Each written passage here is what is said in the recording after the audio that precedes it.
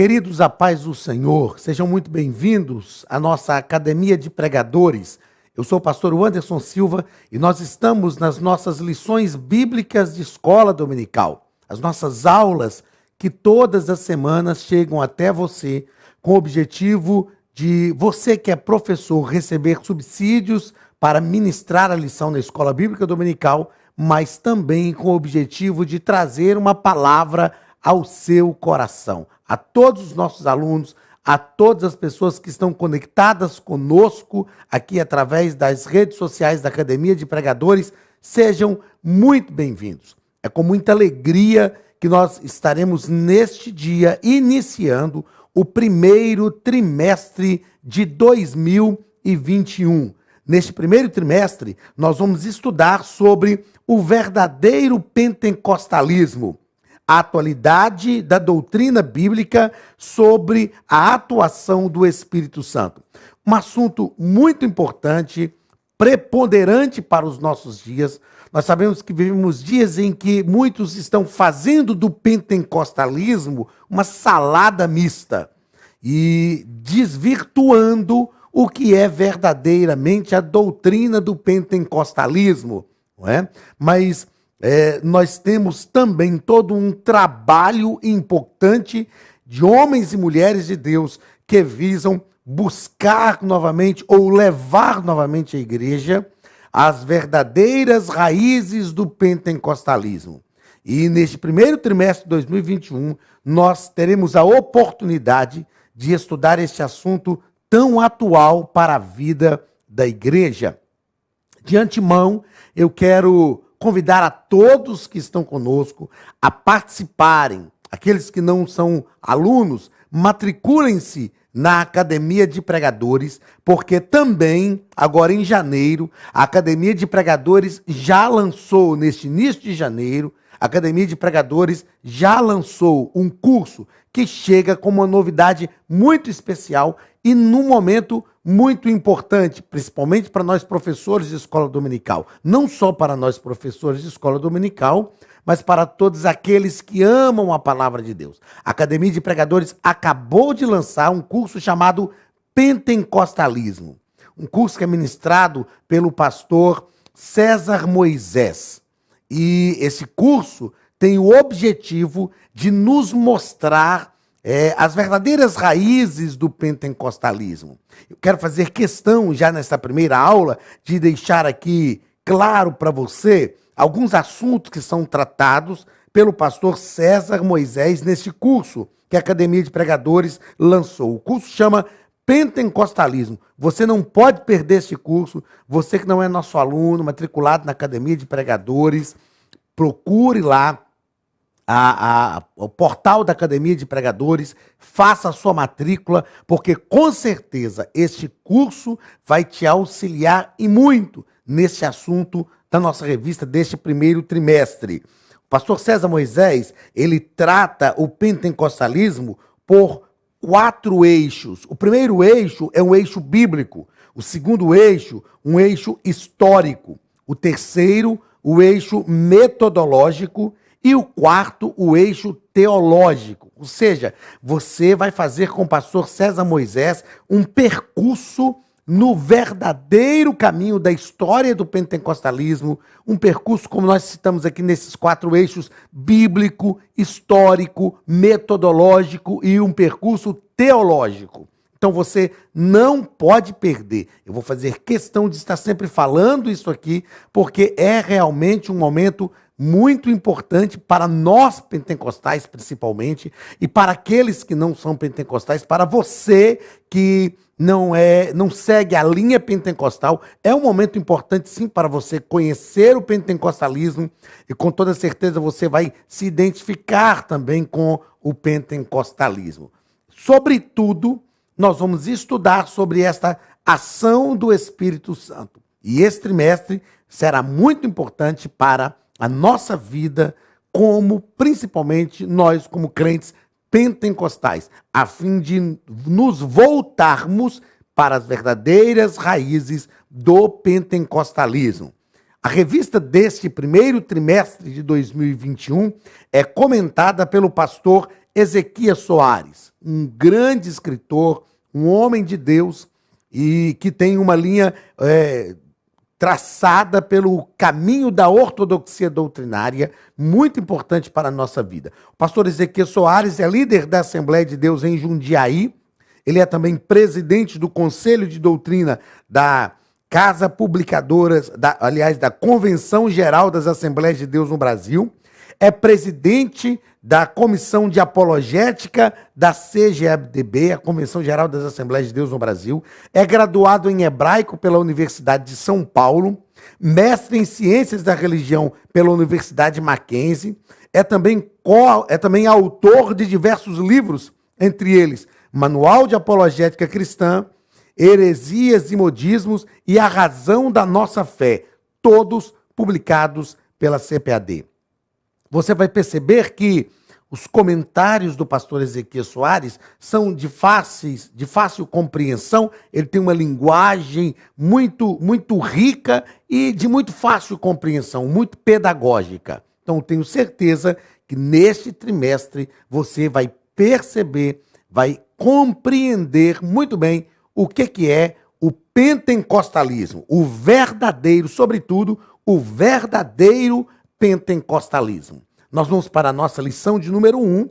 Como eu sempre digo, as nossas primeiras lições de cada revista, cada trimestre, elas são sempre uma introdução do trimestre.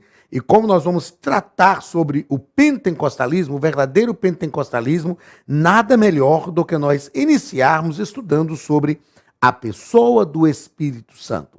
Afinal de contas, nós vivemos na dispensação do Espírito, e esse pentecostalismo, ou o derramamento do Espírito Santo, né? O revestimento de poder, descrito em Atos 2, inaugurou esta era do Espírito Santo, esse momento da ação do Espírito Santo na vida da igreja. Então, a lição de número 1 é a lição do dia 3 de janeiro de 2021, onde nós estudaremos sobre a pessoa do Espírito Santo. Vamos ao texto áureo da nossa lição, que está em Efésios, capítulo 4 e versículo 30.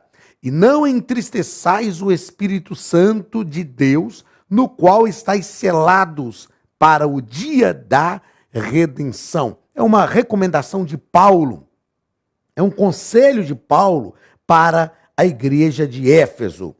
Verdade prática, somente a Bíblia revela a verdadeira identidade e as obras do Espírito Santo, um tema que nós pentecostais vivenciamos.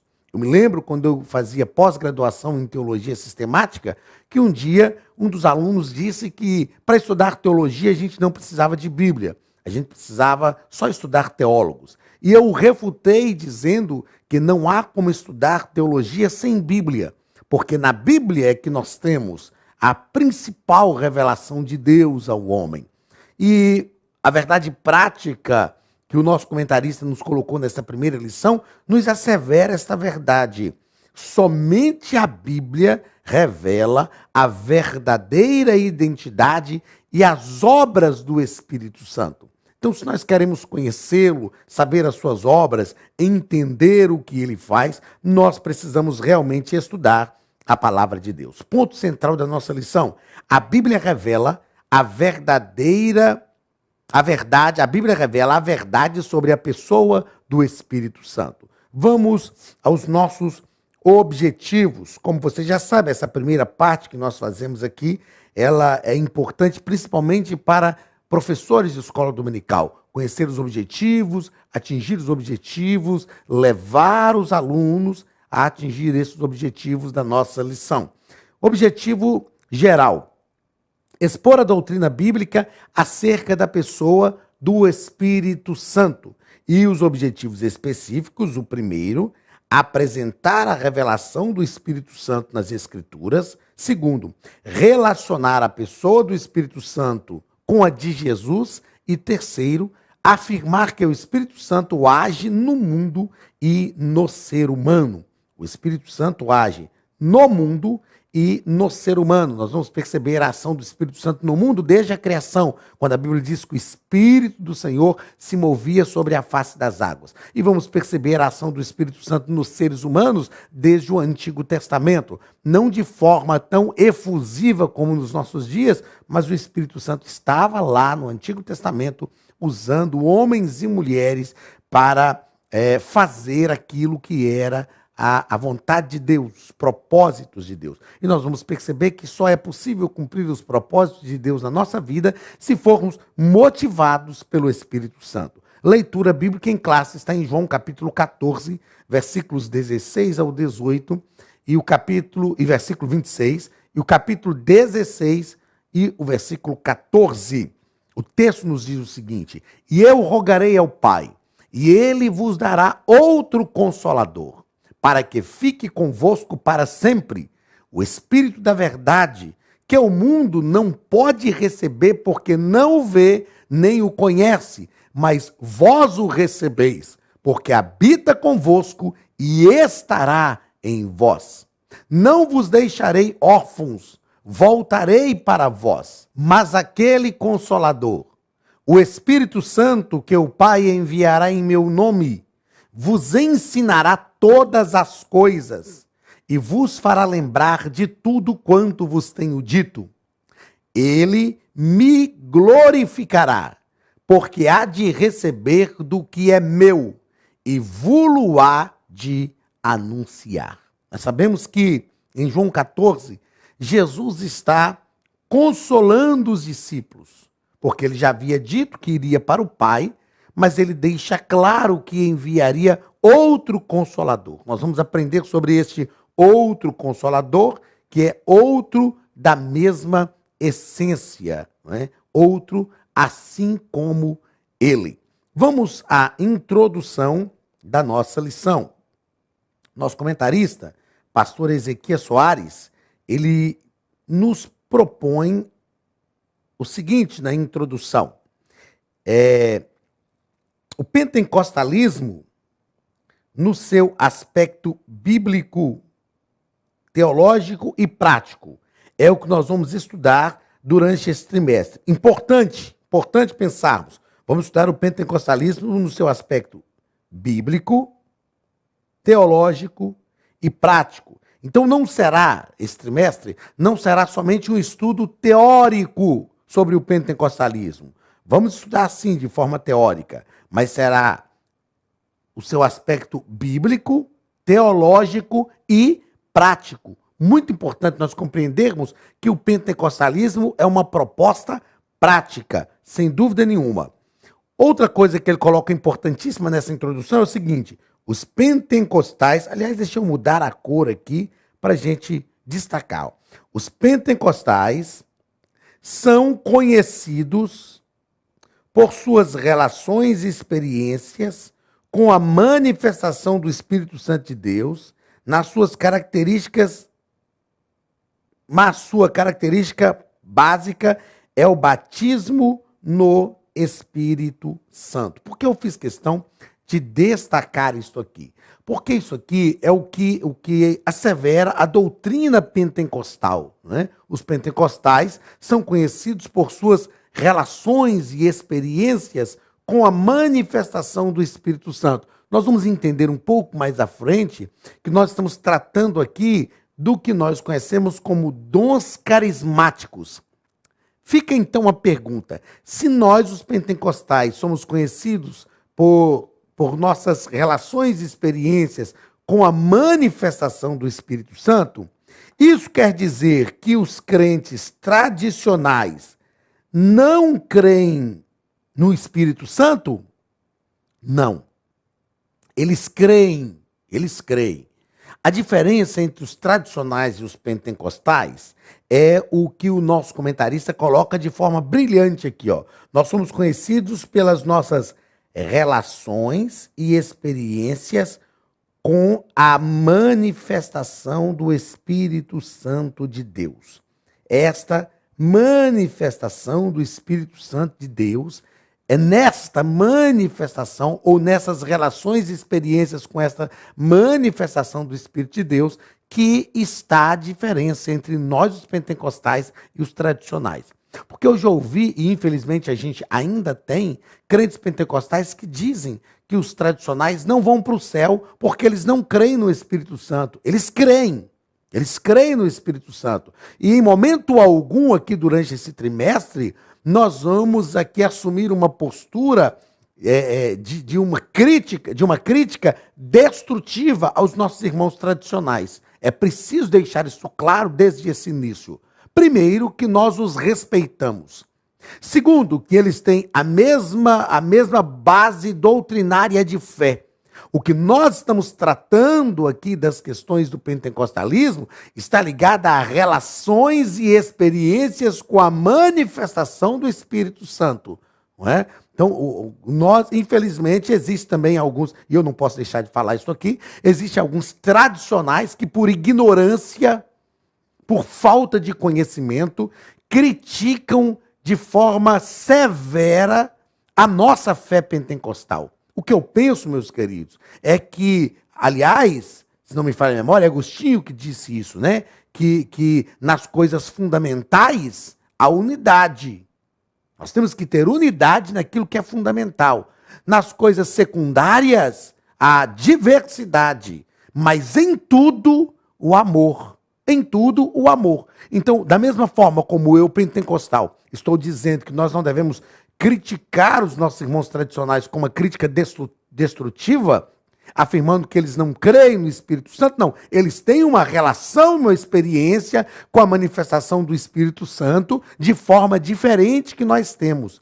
Mas isso não quer dizer que eles não creem no Espírito Santo, na doutrina do Espírito Santo, na pneumatologia. Eles creem, ensinam e defendem. Eles divergem de nós quando nós tratamos da atualidade dos dons carismáticos do Espírito Santo. Então, da mesma forma como eu, pentecostal, estou me posicionando e dizendo que nós precisamos respeitá-los, sem fazer uma crítica destrutiva, nós, pentecostais também, esperamos que os nossos queridos irmãos tradicionais nos tratem também com respeito e não façam uma crítica pejorativa daquilo que não é conhecimento de vocês, daqueles que não têm essa relação essa relação e experiência com essas manifestações do Espírito Santo. Porque por falta de conhecimento, acaba se criando uma barreira que não é interessante nem para a ética e nem para o crescimento do reino de Deus. Então, o que nós vamos estudar durante esse trimestre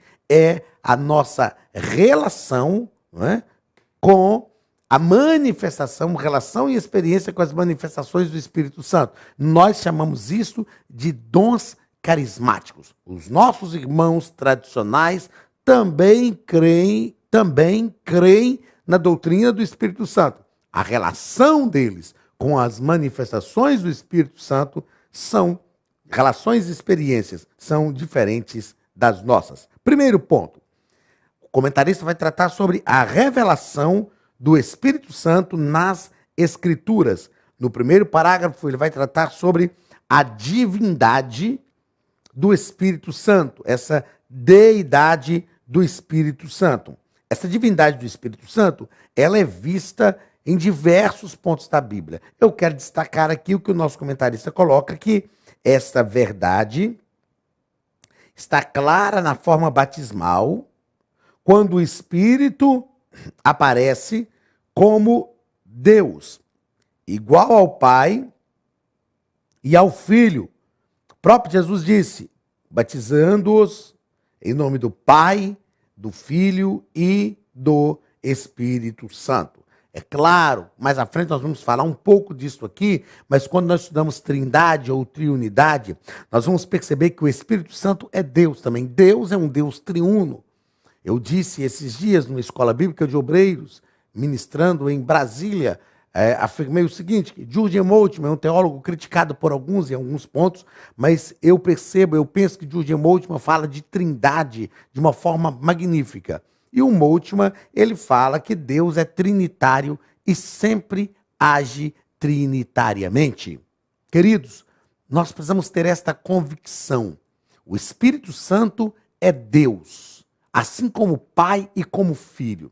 A Trindade não está disposta numa ordem hierarquizada: Pai, Filho e Espírito Santo. O Pai manda, o Espírito obedece, o Filho obedece e o Espírito executa. Não, não é isso. É Deus Pai. Eu digo que é uma ordem, sempre uma ordem, vamos aqui da direita para a esquerda, né? Segundo a norma hebraica. A gente sempre escreve da esquerda para a direita, mas vamos aqui da direita para a esquerda. Pai, Filho e Espírito Santo.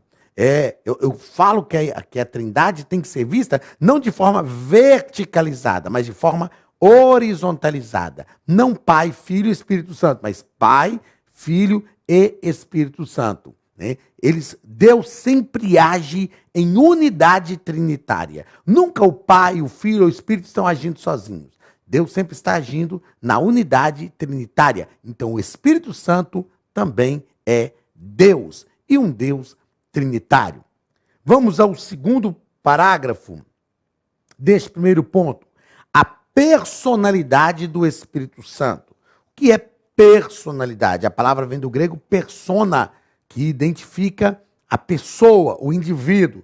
E para pensarmos em uma pessoa, nós temos que entender que uma pessoa é formada de 3 coisas: intelecto, emoção e vontade.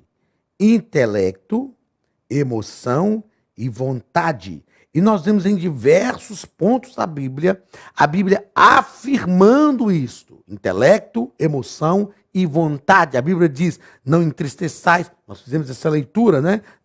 Na leitura bíblica em classe, deixa claro que o Espírito Santo tem uma vontade, uma ação, não é? No versículo 14 da leitura bíblica em classe, Jesus disse: ele me glorificará. E nós vamos entender o que é isso, ele me glorificará. Mas está mostrando uma ação do Espírito.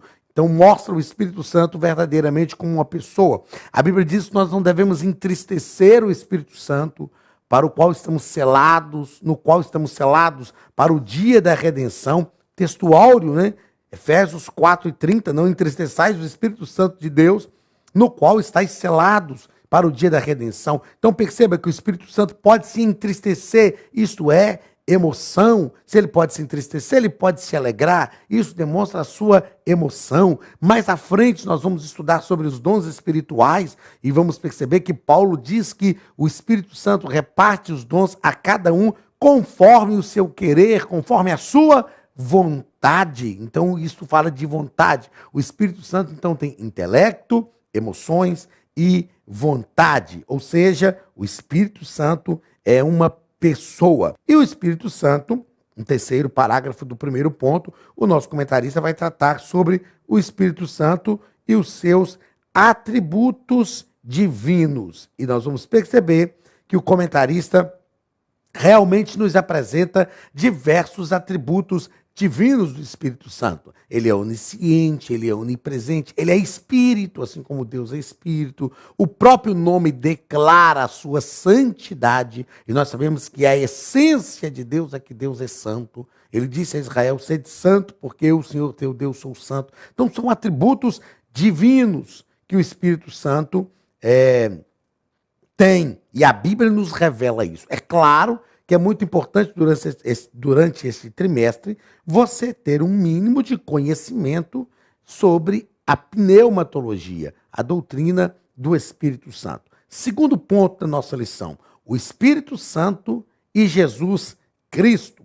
Nós vamos perceber aqui qual a relação do Espírito Santo com Jesus. Nós aprendemos que tudo o que Jesus fez foi movido pelo Espírito.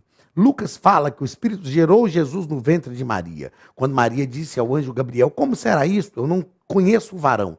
Ou seja, eu não tive relação com homem nenhum. Como eu vou ficar grávida? O anjo disse a ela: o Espírito do Senhor descerá sobre ti, e aquele que foi gerado no teu ventre é ente querido de Deus.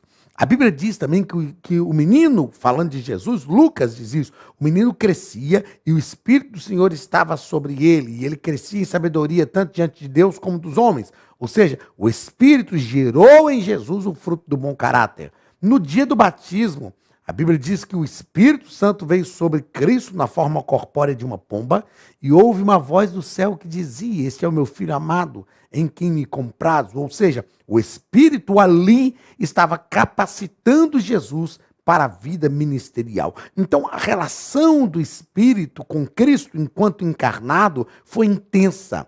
Jesus vivia em plena comunhão com o Pai através do Espírito. Nós vamos estudar então nesse segundo ponto sobre o Espírito Santo e Jesus Cristo. No primeiro parágrafo, o nosso comentarista vai nos colocar um termo grego, pericorese. O que é esse? O que significa pericorese? É um termo teológico desconhecido no meio evangélico que expressa a relação intratrinitariana do Pai, do Filho e do Espírito Santo, ou seja, a habitação das pessoas da Trindade em uma só. Como eu disse, o Jurgen Moltmann me fez entender bem o que é esta habitação trinitariana. Pai, Filho e Espírito Santo habitando em uma só pessoa. São três pessoas em um só Deus. É uma habitação, uma relação intratrinitariana. Ou seja, o Pai nunca age sozinho, o Filho nunca age sozinho, o Espírito nunca age sozinho. Esta habitação dessas três pessoas em um só Deus é como se elas estivessem habitando uma na outra. Ela produz uma comunhão perfeita. E essa comunhão perfeita, isso porque nós estamos falando de uma comunhão divina, não é? Na nossa visão humana, isso é algo complicado, porque é difícil nós pensarmos uma pessoa habitando na outra, mas essa comunhão que nós estamos tratando aqui, a comunhão trinitária, no Deus triuno, é uma comunhão perfeita, porque Deus é perfeito. Então é a perfeição da comunhão divina. Então são três pessoas habitando em uma só divindade. E o termo grego que expressa essa ideia é esse pericorese. Segundo parágrafo do segundo ponto. Quando Jesus disse: ele me glorificará. Ele me glorificará. É importante nós entendermos isso aqui, porque interpretações erradas foram feitas sobre isso, dizendo que o Espírito Santo não podia ser adorado, que ele não tinha, em outras palavras, que ele não era Deus, porque ele glorifica a Cristo. Nós vamos entender o que é esse glorificará. E para entendermos, é preciso lermos o evangelista João, principalmente a você, que é nosso professor de escola dominical. É preciso esclarecer isso na classe com os nossos alunos. Então nós vamos ler o capítulo 16, o texto aqui é o versículo 14, mas é preciso lermos a partir do versículo 8. Olha o que Jesus está dizendo. Jesus está falando sobre a descida, sobre a vinda do Espírito Santo como consolador, né? Como consolador. Versículo 8. Quando ele vier, convencerá o mundo do pecado, da justiça e do juízo. Do pecado, porque não creem em mim. Da justiça, porque vou para o Pai e não me vereis mais. Do juízo, porque o príncipe deste mundo já está julgado. Tenho ainda, olha, Jesus está dizendo aos seus discípulos, Jesus ainda encarnado dizendo aos seus discípulos, tenho ainda muito que vos dizer, mas vós não o podeis suportar agora. Quando vier, porém, o Espírito da verdade, ele vos guiará a toda a verdade, porque não falará por si mesmo, mas dirá tudo quanto tiver ouvido e vos anunciará as coisas que hão de vir. Aí Jesus diz, ele me glorificará, porque há de receber do que é meu e vou-lo-á de anunciar. Uma coisa importante que nós precisamos perceber aqui nas palavras de Jesus, na proposta, hermeneuticamente falando, na proposta deste texto, é que João 16 está falando da ação do Espírito Santo no homem. A ação do Espírito Santo no homem. E não da ação do Espírito Santo para com Cristo. E aí, aqui nós já começamos a entender. Eu vou repetir. João 16 está falando da ação do Espírito Santo. Jesus está dizendo que ele viria e ele está falando da ação do Espírito Santo no homem. E não da ação do Espírito Santo para com Cristo. Quando Jesus diz que ele me glorificará, na verdade isso significa que o Espírito Santo colocaria o Filho em posição de glorificação em nós. Ou seja, por que nós podemos glorificar a Cristo? Porque o Espírito Santo age na nossa vida e nos mostra que Cristo deve ser glorificado. E aí Jesus está deixando claro em João 16 que ele precisava ainda falar algumas coisas com os discípulos, que eles não estavam prontos para ouvir. Aí Jesus disse, quando o Espírito vier, ele vai falar para vocês, ele vai ensinar vocês. Então é uma ação do Espírito no homem e não uma ação do Espírito para com Deus. Então, nós que glorificamos a Deus, essa visão aqui que ele me glorificará, que muitos têm ou tinham até hoje, de que o Espírito Santo reverenciava a Cristo, glorificava a Cristo, né? Não é uma visão correta. A visão correta é de que o Espírito Santo glorificará Cristo em nós. Ou seja, o Espírito Santo, através da ação do Espírito Santo, nós temos uma revelação de Cristo que nos leva a glorificar o Filho. Então perceba que quando nós glorificamos o Filho, nós glorificamos ao Pai e ao Espírito também. Partindo desse princípio trinitariano de que Deus é uno. Embora em três pessoas, Deus é um só. Então quando eu glorifico a Deus, eu estou glorificando ao Pai e ao Filho. Quando eu glorifico ao Filho, eu estou glorificando ao Pai e ao Espírito. E quando eu glorifico ao Espírito, eu estou glorificando ao Pai e ao Filho também. Não é? Então, percebam que esta é uma ação do Espírito Santo na nossa vida. É isso que Jesus está dizendo quando ele afirma, ele me glorificará. Vamos ao terceiro ponto, ou terceiro parágrafo desse segundo ponto. O efeito prático da pericorese. Qual é o efeito prático? O efeito prático é que quando nós percebemos esta união trinitária, nós expressamos num culto glória a Deus. E quando glorificamos a Deus, glorificamos a um Deus triuno. Glorificamos ao Pai, ao Filho e ao Espírito Santo. Não glorificamos somente a uma dessas pessoas da Trindade. Então, o efeito prático desta união trinitária, dessa habitação trinitária, é que ao glorificar a Deus, nós glorificamos ao Pai, ao Filho e ao Espírito. Quarto parágrafo deste segundo ponto. Quarto parágrafo do segundo ponto. Consubstancial com o Filho. O Espírito é consubstancial, ou seja, tem a mesma substância. Jesus disse assim que o Pai daria outro Consolador. Esta palavra outro, em grego, empregada nesta passagem, significa ser alguém da mesma natureza, da mesma espécie e da mesma qualidade. Jesus está dizendo, outro assim como eu, outro que tem a mesma essência, outro que tem a mesma natureza, outro que tem a mesma espécie e outro que tem a mesma qualidade. Então, a habitação do Espírito Santo em nós hoje é a mesma coisa como quando Jesus estava encarnado aqui na terra com seus discípulos. Deus habitando conosco. Não só habitando conosco, mas habitando em nós. Foi o que Jesus disse. O Espírito de verdade que o mundo não conhece nem pode conhecer, mas vós o conheceis, porque habita convosco.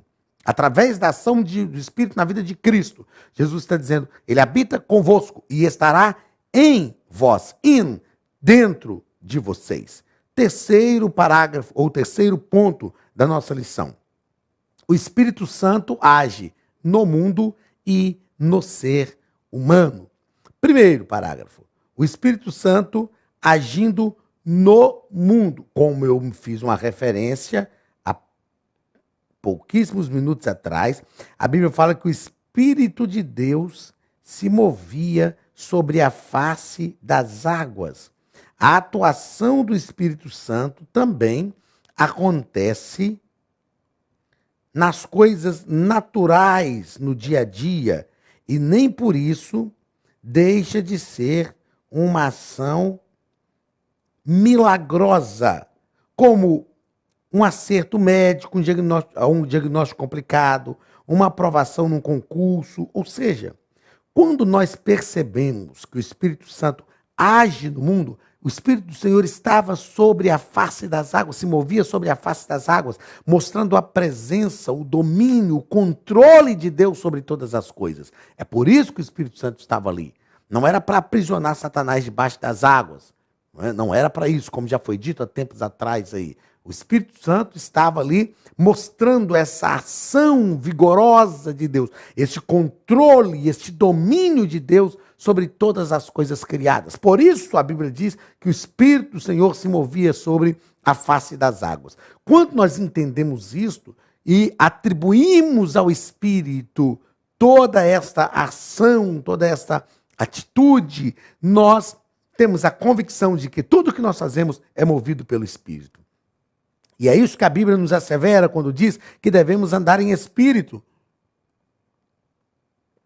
Ou seja, termos uma vida dominada pelo Espírito. Queridos, entendamos que, mesmo quando fazemos movidos por uma capacidade pessoal, ou fazemos a partir da nossa capacidade pessoal, mesmo quando fazemos a partir do nosso conhecimento, do nosso próprio intelecto, isto não deixa de ser uma ação milagrosa do Espírito Santo.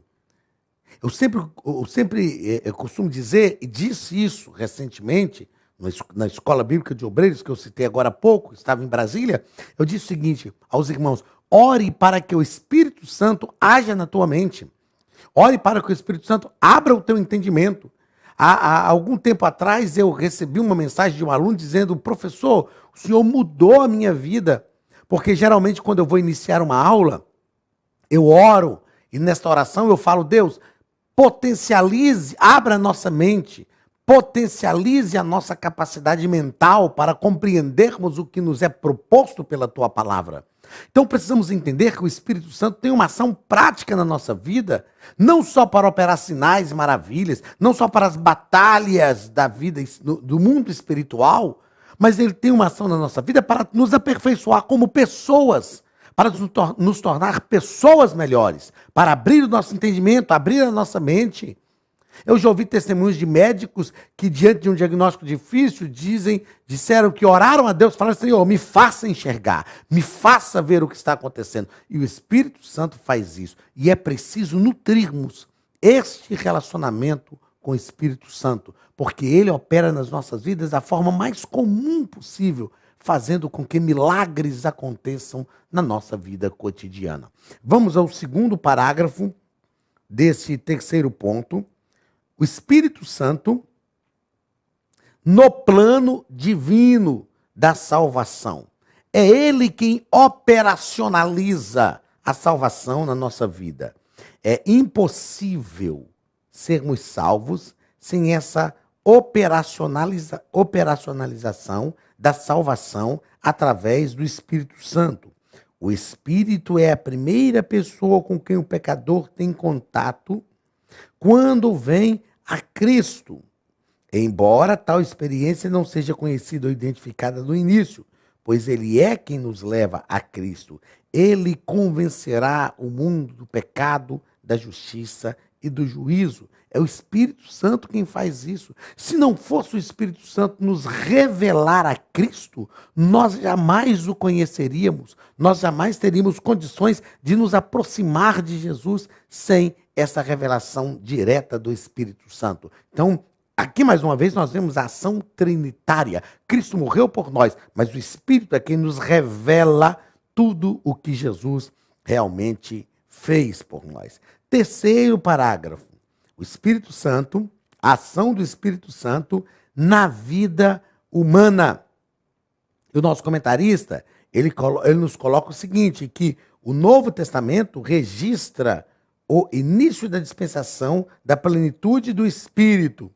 E ele diz o seguinte: e essa nova era começou com a descida do Espírito Santo no dia de Pentecoste, com todo o respeito respeito ao nosso comentarista, aqui cabe ressaltarmos que essa nova era da plenitude do Espírito Santo, que é essa habitação do Espírito Santo em nós, até porque nós vamos estudar daqui a pouco sobre se é possível ser cheio do Espírito Santo sem ser batizado com o Espírito Santo. Nós vamos aprender que essa dispensação da plenitude do Espírito Santo, ela não inicia em Atos 2. Atos 2 nós temos o revestimento de poder, batismo com o Espírito Santo e com fogo, para capacitar a igreja para a obra evangelizadora.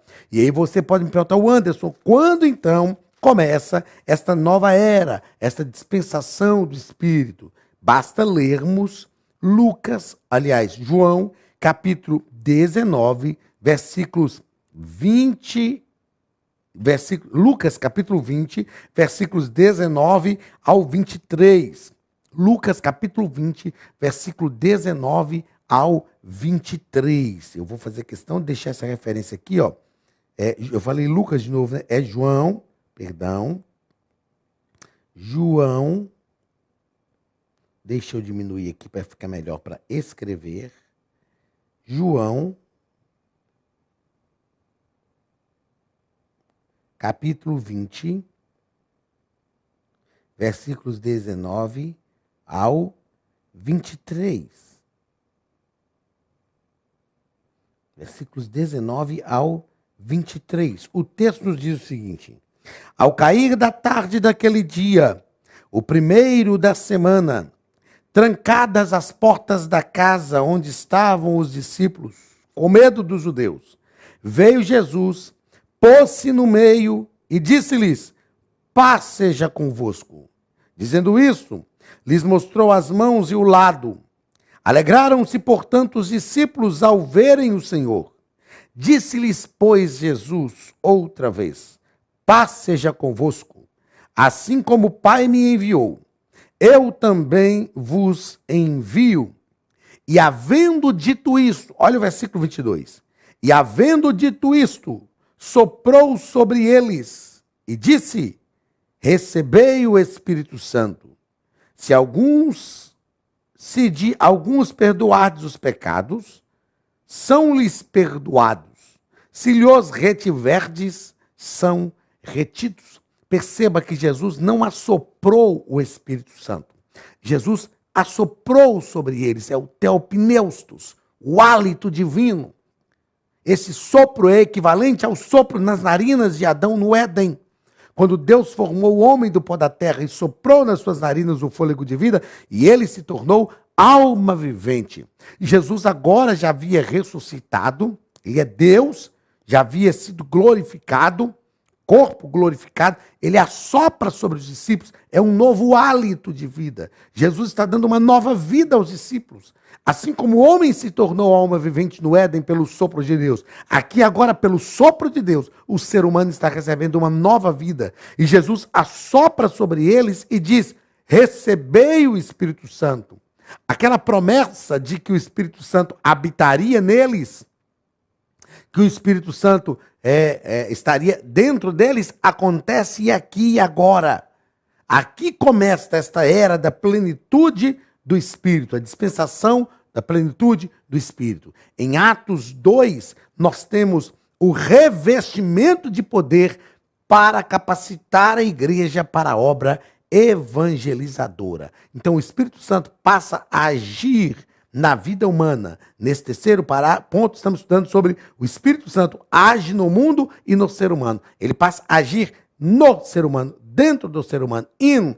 Habita convosco que estará em vós. Aqui em João, capítulo 20, do versículo 19 ao versículo 23. Meus queridos, como eu disse, é importante que durante esse trimestre você estude um pouco de pneumatologia, doutrina do Espírito Santo, porque nós estaremos tratando sobre essas ações do Espírito Santo. Com toda certeza, será um trimestre de grande bênção para a nossa vida e de grandes transformações em nós. Deus te abençoe. Um abraço do pastor Anderson Silva, da Academia de Pregadores, e continue conosco durante esse trimestre, estudando sobre o verdadeiro pentecostalismo. Grande abraço e Deus prospere a sua casa em nome de Jesus.